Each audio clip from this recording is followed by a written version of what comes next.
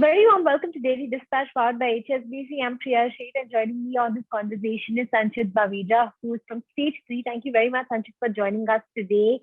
I want to begin by talking to you about your recent round of funding.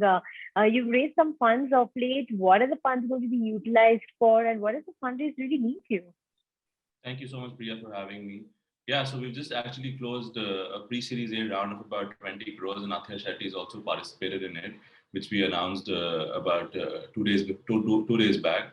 So the funds primarily are being used to deploy primarily for technology and for data. We're beefing up our technology team, and we've also had a lot of junior data resources. And the idea is that what we're building is a platform that's powering the creator economy, and to be able to build a platform which is very similar to what Instagram does, but everything that you see on the platform is available to purchase. And the idea is to empower the creators in the country.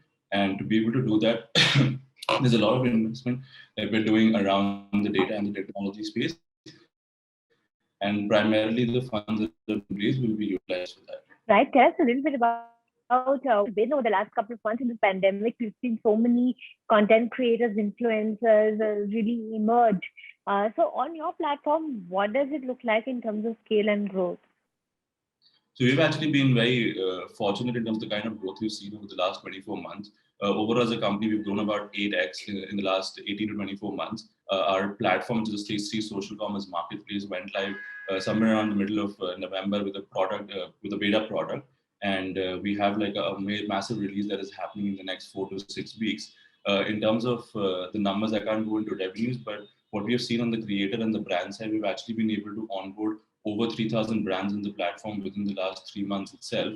And we have about an active base of over 1,000 creators who are actively creating content on the platform, which you will see a lot of content that is being shared on our platform in the format of very similar to what Instagram Reels look like, but always linked back to a product. So you will see a lot of that coming from Stage3 in the next couple of weeks. In the year forward, in 2022, what are the pillars of growth that you would attribute for Stage3 going forward?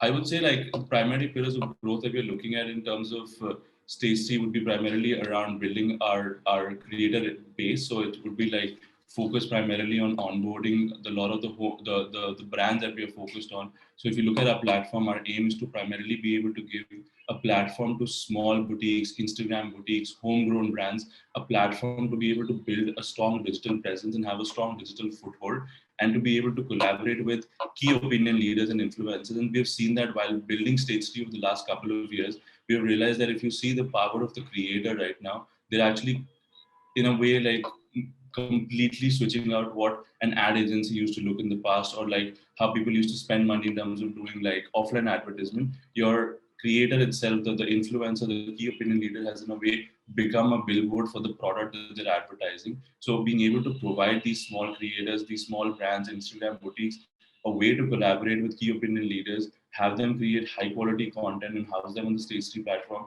to generate transactions is what our two pillars of growth will be. Right.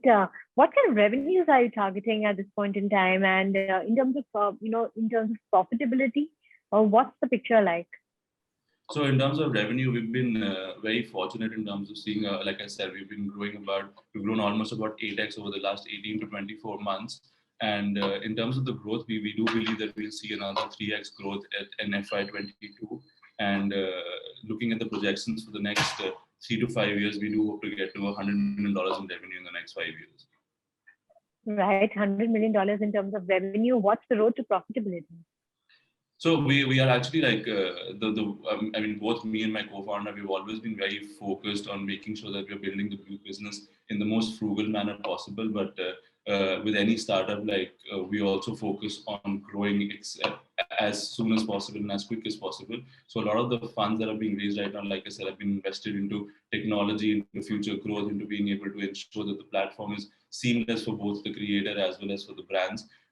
We do expect to be EBITDA profitable in the next 3 years or so. But majority, if you look at our current gross margin and the way we've been growing, we do on a unit economics level are highly profitable. Majority of, like I said, the spends are being attributed to in terms of growth capital to tech and data. So once I think that is built out, we will be on the road to profitability.